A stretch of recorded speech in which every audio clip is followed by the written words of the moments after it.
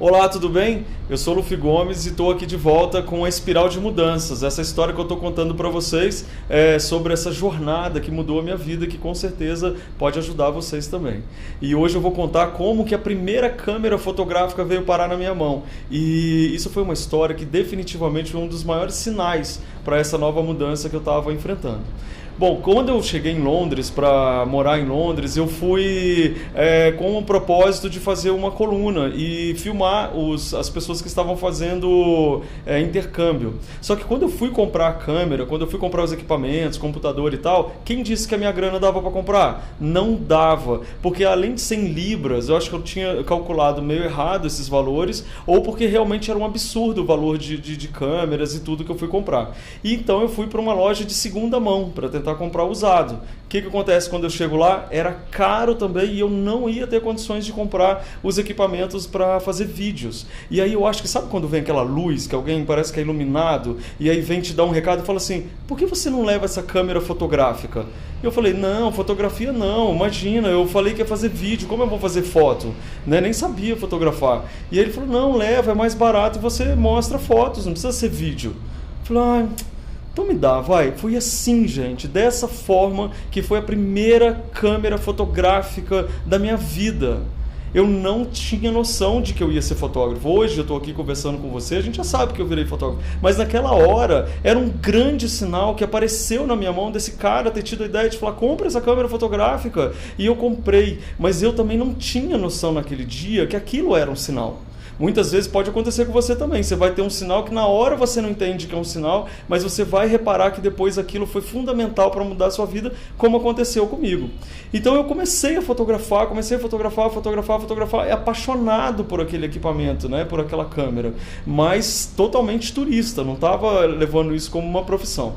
E fui me encontrar em Londres com a Milena, que é uma amiga que eu adoro e que ela já estava morando lá em Londres há um mês, 3 semanas, um mês antes de mim.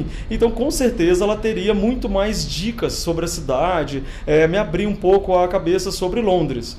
E aí, quando eu encontrei com a Milena, não é uma decepção, foi uma percepção do que a cidade poderia fazer com uma pessoa que está entrando num ritmo, mas não está conectada com a cidade, como o Tony tinha me ajudado, tinha falado que eu deveria me conectar com a cidade.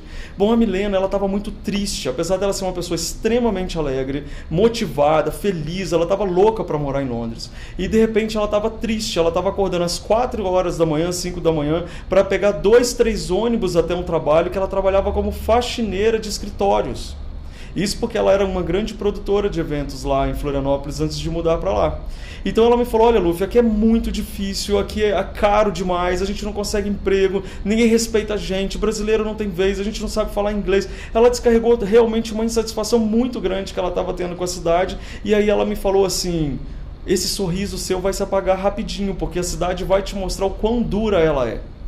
Nessa hora que ela me falou, a gente estava no Hyde Park, na frente de um lago cheio de cisne, e eu estava... Falei errado? Cisnes. É cisnes. Tem uma pessoa comigo aqui hoje. Cisnes. E aí eu tava cheio de cisnes ali naquela casa onde a Diana tinha morado. E eu tava extremamente empolgado com a realidade que eu tava vivendo, com a morada em Notting Hill, encantado. E ela falou assim, essas pessoas que você tá vendo, elas são todas inglesas, elas têm dinheiro, elas têm vida. Você não vai ter essa história, você vai ficar ralando em escritório, é capaz de você acabar lavando banheiros. Quando a Milena me falou isso, eu fiquei realmente impressionado, porque ela é uma pessoa muito positiva, muito feliz, é uma pessoa que realmente é bem batalhadora e não tem essa história de falar porque quis falar. Ela realmente estava sentindo essa tristeza e essa dificuldade que a cidade poderia oferecer. E o que é pior, era muito parecido com o que o Tony, uma pessoa muito sábia, tinha me dito. Se prepare, a cidade é difícil. E também pode estar acontecendo até na sua vida também. Você olha e fala, você sabe que é difícil.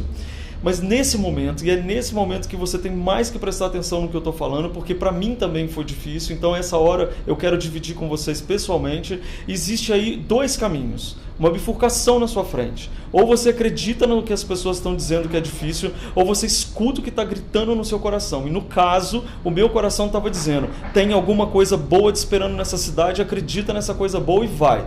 E aí foi isso que eu fiz. Eu fui para casa depois desse encontro com a Milena e comecei a fuçar as coisas que eu tinha levado para Londres, me lembrando que um amigo tinha me dado o cartão de uma amiga dele, que trabalhava com produção. Eu falei, nossa, de repente essa menina tem uma outra visão, vou falar com ela. Quando eu liguei para ela, eu liguei e falei, oi, tudo bem? Aquela, eu não posso falar que eu tô com pressa. É fulano, claro, ele me disse, ela assim, eu tô ocupada, que eu tô fazendo o Carnaval de Notting Hill. Eu falei, Carnaval de Notting Hill é um dos eventos mais legais que existe em Londres. Aí sabe o que ela falou? Ela falou, quer trabalhar? Eu falei, mentira. Claro que eu quero trabalhar. Aí eu peguei, falei, como que eu faço? Ela assim, me encontra daqui 1 hora na estação Shepherd's Bush, eu vou estar de calça amarela, tchau, e desliga o telefone. Falei, nossa, o que é isso? Que loucura. Então, peguei minhas coisas, a câmera, claro, e me encontrei com ela. Fiquei lá na porta da estação esperando todas as calças saírem, até vir uma calça amarela. Quando chega, era a Rita. A Rita é uma produtora toda enérgica, cheia de contatos, e a gente ficou amigo imediatamente. Somos muito amigos até hoje, para falar a verdade. E a Rita, então, me leva para essa turma que estava preparando o Carnaval de Notting Hill, e estava todo mundo preparando o palco dos DJs. No nosso caso, a gente tinha que pintar esse palco. É um evento realmente muito legal. E aí a gente começou a pintar e tal, e aí não deu nem 1 hora, eu já estava cansado daquela história ali de pintar, e falei, posso só fotografar? Acho que eu não gostei desse negócio de pintar, não. E aí ela, pode, é bom que a gente guarda isso, vai ser importante registrar, etc e tal. E aí eu comecei a fotografar, mas sabe quando você fotografa de turista? Não estou fotografando profissionalmente, só que eu ficava encantado com as fotos que eu estava vendo, sabe?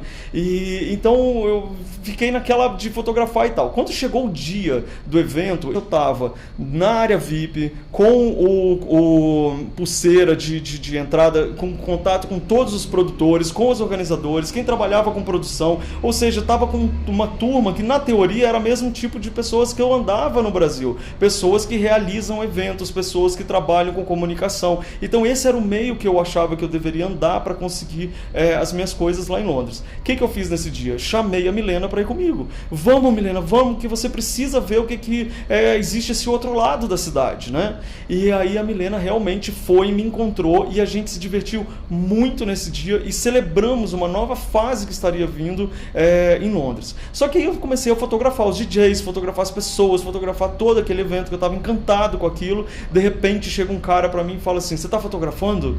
Eu falei, nossa, tô, né? Fiquei com medo, né? Ele falou, olha, eu sou daquele patrocinador ali, ó. Aí tinha lá uma marca de energéticos. Ele falou, você tem fotos de lá, que aparece a marca? Eu falei, tenho. Ele falou, se você tiver, eu tenho interesse de comprar. Eu falei, mentira, eu tenho muita foto sua. Eu tirei foto o dia inteiro, mas era mentira, não tinha tirado nenhuma.